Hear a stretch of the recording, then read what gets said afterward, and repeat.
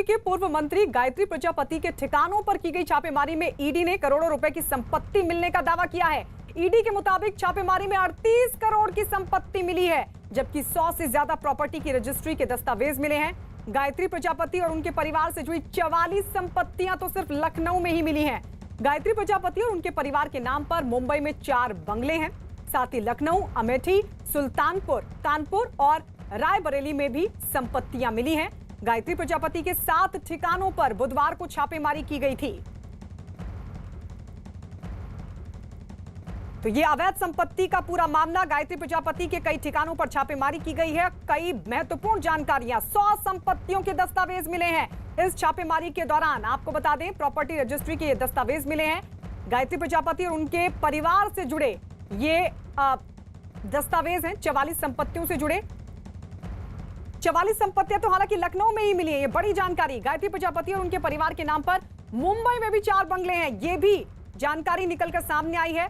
साथ ही लखनऊ, अमेठी, सुल्तानपुर, कानपुर और रायबरेली में संपत्तियां मिली हैं। गायत्री प्रजापति के 7 ठिकानों पर बुधवार को यह छापेमारी की गई थी और उसके बाद ये बड़ी जानकारी, कई शहरों में गायत्री प्रजापति की संपत्तियां हैं। पूर्व कैबिनेट मिनिस्टर हैं गायत्री प्रजापति। आय से अधिक संपत्ति का यह पूरा मामला, जिसको लेकर गायत्री प्रजापति के कई ठिकानों पर छापेमारी, वो और उनके परिवार से जुड़े लोगों के ठिकानों पर यह छापेमारी हुई है, जिसमें यह निकलकर सामने आया है कि कई शहरों में गायत्री प्रजापति और उनके परिवार के लोगों की संपत्तियां हैं। बुधवार को यह छापेमारी की गई थी और इस दौरान 100 संपत्तियों के दस्तावेज छापेमारी के दौरान बरामद किए गए। 38 करोड़ की संपत्तियों का खुलासा हुआ है।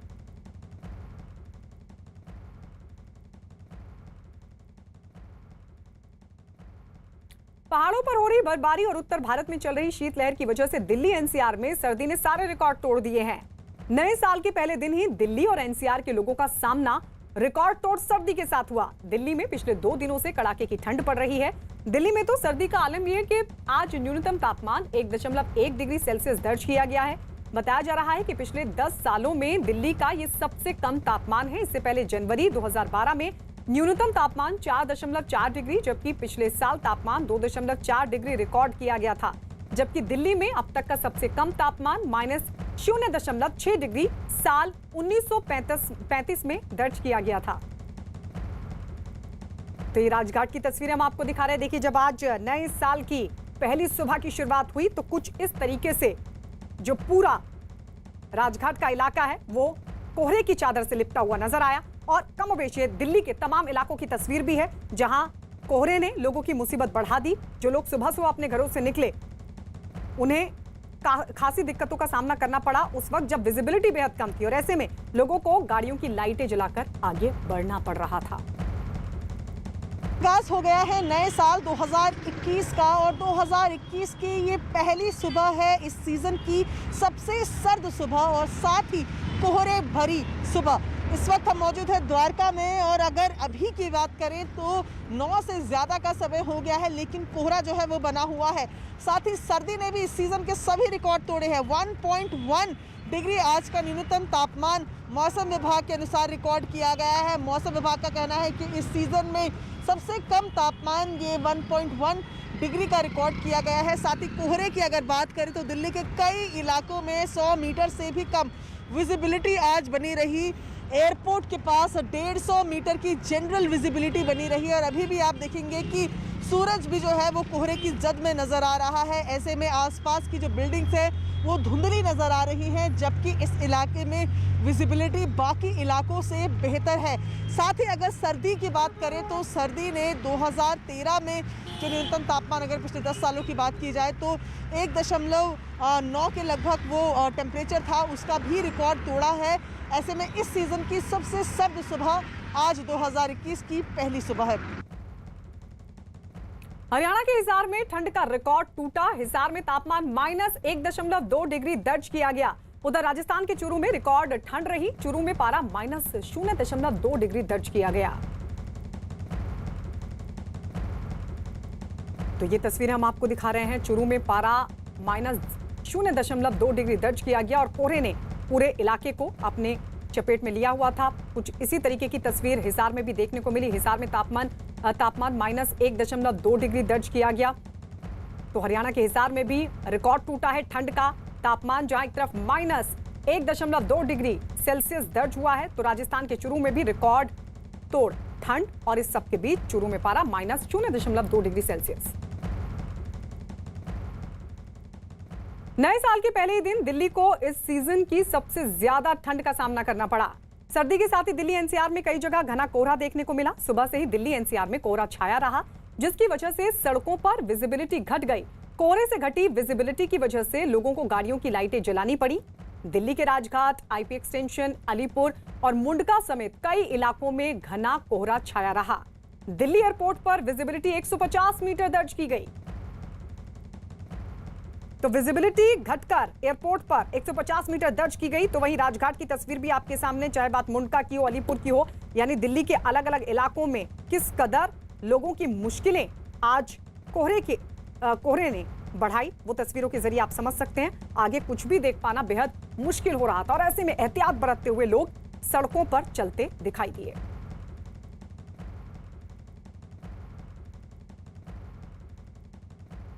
नया साल नई उम्मीदें लेकर आया है। नए साल के पहले दिन देश के लोगों को बड़ी खुशखबरी मिल सकती है। कोरोना वैक्सीन के इस्तेमाल की आपात मंजूरी को लेकर आज बड़ी बैठक है। यह बैठक देश में वैक्सीन की मंजूरी देने वाली संस्था CDSCO यानी कि central drugs standard control organisation में होनी है। इसके अलावा कल से केंद्र सरकार पूरे देश में टीकाकरण का ड्राई रन करने जा रही है। इसका मकसद तैयारियों को परखना है। लगभग 1 साल तक तकलीफ झेलने के बाद अब जब वैक्सीन भारत के दरवाजे पर दस्तक दे चुकी है और कोरोना को मात देने के लिए भारत की पूरी तैयारी हो चुकी है, लेकिन कुछ लोग इसमें भी खड़ा कर रहे हैं विवाद, और विवाद खड़ा करने का कोई मौका नहीं चूकते। कोरोना की वैक्सीन पर देश में तरह तरह की अफवाहें भी फैलाई जा रही हैं। मुंबई की रजा अकेडमी ने कोरोना वैक्सीन के खिलाफ फतवा तक जारी कर दिया है। रजा अकेडमी इसे इस्लामिक उसूलों के खिलाफ बता रही है।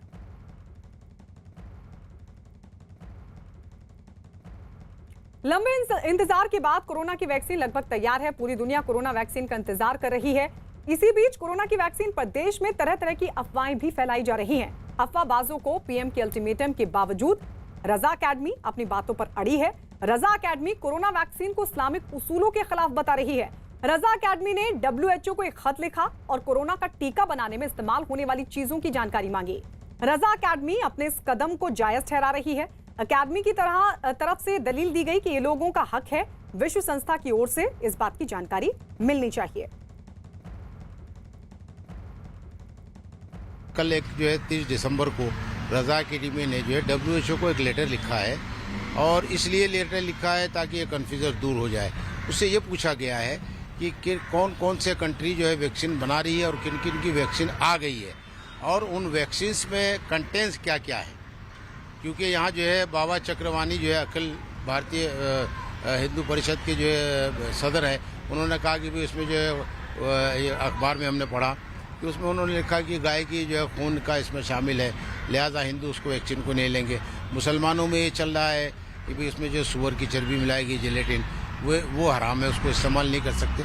तो हमने उन कन्फ्यूज़न को रजा अकेडमी में दूर करने के लिए WHO को लेटर लिखा है, जो अथॉरिटी है जो वैक्सीन को जांचने परखने के बाद उसको लोगों को लगाने के लिए रिलीज करती है। लेकिन स्वदेशी वैक्सीन इंडिया में जो बन रही है 2 वैक्सीन, उसकी जानकारी के लिए आप ICMR को लिख सकते थे, प्रधानमंत्री कार्यालय को लिख सकते थे।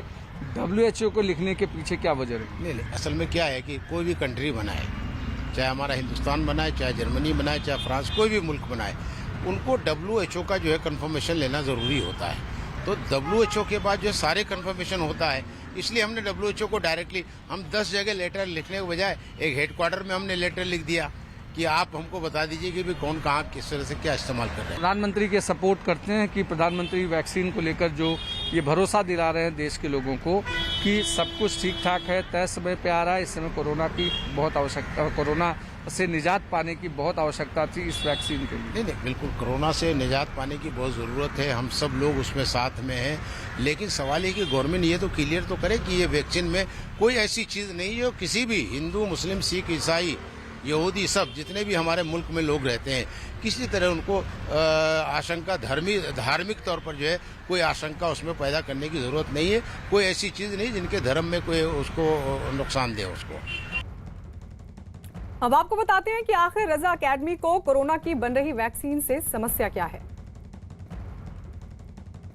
नहीं, देखिए, चाइना ने जो वैक्सीन बनाया है उसके अंदर सूअर के अज्जा का इस्तेमाल किया है, इसलिए हम लोगों ने कल उलमा की मीटिंग बुलाया और उसके अंदर उलमा ने यहाँ शहर बम्बई के काजी मुफ्ती महमूद अख्तर साहब ने बताया कि सूअर जो है वो नजसुल ऐन है, उसका एक एक बाल, चाहे उसका चमड़ा हो, गोश्त हो, चर्बी हो, हड्डी हो, एक एक बाल जो है उसका नजिस है। अगर उसका एक बाल भी कुएं में चला जाएगा तो पूरा कुआं नापाक हो जाएगा। चाइना के वैक्सीन, बाकी और वैक्सीन जिसके अंदर ये अज्जा शामिल नहीं है तो उसके लिए कोई ममानियत नहीं है। और इस वक्त हमारे साथ डॉक्टर अशोक सेठ जो कि फोर्टिस अस्पताल के चेयरमैन हैं, वो हमारे साथ जुड़ चुके हैं। डॉक्टर साहब, बहुत बहुत स्वागत है आपका न्यूज़ 18 इंडिया पर। और सबसे पहले तो यही जानना चाहेंगे कि कब तक मिल रही है वैक्सीन और कितनी जरूरत है लोगों को इस दौर में। देखिए, पहला क्वेश्चन, कितनी ज़रूरत है? बहुत ज़रूरत है। हमने देखा ही है कि चारों तरफ किस तरह के हमने 2020 को पास किया है। कई लोगों की जानें गई हैं, कई पीड़ित हुए हैं और कई लोग एडमिट भी हुए हैं। अब अगर हमने आगे चलना है और धीरे धीरे लाइफ को नॉर्मलाइज करना, तो वैक्सीन से ही हो सकता है। हम जो इम्यूनिटी पाते हैं या तो इन्फेक्शन होने से पाते हैं या वैक्सीन की तरफ से पाते हैं। और अगर हम सिर्फ वेट करते रहे कि हमें ये वायरस अफेक्ट करेगा तो कई लोगों की जानें चली जाएंगी। तो बहुत ही ज़रूरी है, इम्पॉर्टेंट है, समझना ज़रूरी है। और ये जो आप पहला क्वेश्चन आपने पूछा कि कब है, it is around the corner. ज़रूर हमारी गवर्नमेंट और हमारे रेगुलेटर्स अच्छा काम कर रहे हैं कि बड़े इम्पॉर्टेंट स्क्रूटिनी कर रहे हैं। सेफ्टी इस वैक्सीनेशन की बहुत इंपॉर्टेंट है। We owe it to India. Just because England ने पास कर दिया, उन्होंने अपनी कंट्री के लिए पास किया। हमारे रेगुलेटर्स का रिस्पॉन्सिबिलिटी है, इसको समझें, एनालाइज करें, सेफ्टी स्टडी करें, एफिकेसी स्टडी करें। और इम्पॉर्टेंट, एक 1600 पेशेंट हिंदुस्तान में भी जिनका ट्रायल हुआ है, और हमें समझना है कि इंग्लैंड में और साउथ अफ्रीका में और ब्राज़ील में इंडियन पेशेंट्स का ट्रायल नहीं था। तो उस ट्रायल को एनालाइज करके उसकी भी सेफ्टी देखना, क्योंकि वो हिंदुस्तानियों में हुआ है, इसलिए वो भी बहुत इंपॉर्टेंट है। तो आप सोचिए कि आज उस दिन और आज ये प्रेजेंटेशंस हुई एक्सपर्ट कमेटी के सामने। होपफुली कुछ ही घंटे या कुछ ही दिनों में, ये तो हमारी और आपकी गेस है, बट वैक्सीन जरूर आएगी। हिंदुस्तान का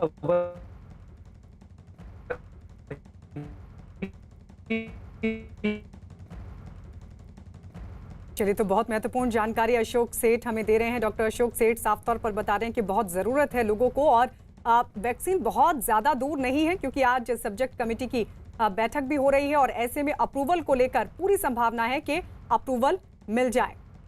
डॉक्टर सेठ जी बोलिए आप। मैं ये भी इम्पोर्टेंट इंफॉर्मेशन देना चाहता हूं कि अब तक फॉल्स, अनफॉर्चुनेटली, इंफॉर्मेशन भी बहुत फैली जा रही है। इस फॉल्स इंफॉर्मेशन को लोगों को समझाना, लोगों की ये जो डाउट्स हैं क्लैरिफाई करना हम सबका फर्ज है, मेरा, आपका, पब्लिक का, गवर्नमेंट का, कि फॉल्स इंफॉर्मेशन पे ना जाएं। इंपॉर्टेंट ये है कि ये कोविड तभी एरेडिकेट होगा जब हर कोई या ज़्यादातर लोग वैक्सीन लेंगे। एक के लेने से सिर्फ आप अपने आप को प्रोटेक्ट करोगे, बट दूसरों को नहीं। ये हर्ड इम्यूनिटी तभी डेवलप होती है जब 70% लोगों को या तो वैक्सीन या इन्फेक्शन हो चुका हो, तभी ये कोविड यहाँ से जाएगा, तभी वो डिसअपियर होगा, तभी वो मरेगा। सो हमारी सबकी रिस्पॉन्सिबिलिटी है कि हम समझें और वैक्सीन की तरफ बढ़ें। जी डॉक्टर साहब, क्योंकि कोरोना के इस काल में आप लोग ही भगवान हैं देशवासियों के लिए, और हर तरह के पेशेंट आप देखते हैं। अफवाहों की बात आपने भी स्वीकार की कि बहुत सारी जगह इस तरह की अफवाहें फैलाई जा रही हैं। हम भी सुबह से लगातार दिखा रहे हैं और कोशिश भी करें कि लोग जागरूक हों। एक डॉक्टर होने के नाते आप कैसे लोगों को समझाएंगे कि वो इन अफवाहों से बचें? सो उसके दो तरीके हैं। एक तो हम लोग फ्रंटलाइन वर्कर्स हैं, हम खुद वैक्सीन लेंगे और हम फर्स्ट होंगे। वैसे भी गवर्नमेंट के हिसाब से हमें फर्स्ट लाइन में डाला गया है, बट इससे हम पीछे नहीं भाग रहे हैं। हम फ्रंटलाइन हैं, हम दिखाएंगे कि इन वैक्सीन से कुछ नहीं होता है। सेकेंडली, मैं ये समझाना चाहता हूँ लोगों के कि तब तक जब हिंदुस्तान में वैक्सीनेशन लगेगी, और ये याद रखिएगा ये वैक्सीन हिंदुस्तान में ही बन रही है, जब तक लगेगी तब तक लाखों लोग इंग्लैंड में भी ये वैक्सीन पा चुके होंगे, क्योंकि ये मंडे से इंग्लैंड की वैक्सीनेशन शुरू हुई है इस एस्ट्राजेनिका की ही। इससे हमें वैसे भी पता चल जाएगा कि उन लोगों का कोई ऐसे साइड इफेक्ट्स है जो पहले नहीं दिखे और नए दिख रहे हैं। तो धीरे धीरे सबको कॉन्फिडेंस आना शुरू हो जाएगा। But yes, we will have to show by example, और हमें ही सबकी साइंटिफिकली और नॉलेज बेस्ड इंफॉर्मेशन को पास करना होगा कि ये वैक्सीन सेफ है। आफ्टर ऑल देखिए, हिंदुस्तान ने पोलियो को भी इरेडिकेट किया, स्मॉल पॉक्स को भी इरेडिकेट किया, कई ऐसी बीमारियों को इरेडिकेट कर रहे हैं। और बाय द वे, आपको पता ही है कि बचपन से लेके हमें 25 तरह की वैक्सीन लगती हैं जब तक हम बूढ़े होते हैं। ये तो हमारा एक पार्ट ऑफ लाइफ है जिससे हम दूसरे इन्फेक्शन से हम बच रहे हैं। जी डॉक्टर साहब, कल पीएम ने अपने संबोधन में ये कहा कि दवाई भी और कड़ाई भी, मतलब दवाई सामने है, वैक्सीनेशन होगा, लेकिन उसके बावजूद भी आपको कड़ाई बरतनी है। तो क्या वैक्सीनेशन के बाद भी एहतियात बरतना होगा लोगों को? ओह एब्सोल्युटली। इनफैक्ट आपने एक बहुत ही अहम इम्पोर्टेंट सवाल ही नहीं, मैसेज कन्वे कर रही हैं आप, और वो ये है कि वैक्सीन होने में और कोविड को इरेडिकेट करने में बहुत टाइम लगेगा। एक तो 70% ऑफ दिस कंट्री को वैक्सीनेट करने में टाइम लगेगा, वो 1-1.5 साल 2 साल लग सकते हैं। और दूसरा कि वायरस फिर भी जाएगा, म्यूटेट करेगा, कौन होगा। तो आपके पास वैसे ही आपको आत्मनिर्भर होना है, प्रधानमंत्री जी ने तो कहा ही है। और आपका आत्मनिर्भर प्रिवेंशन बेस्ट है सोशल वैक्सीन से, जो अभी भी आपके हाथ में है।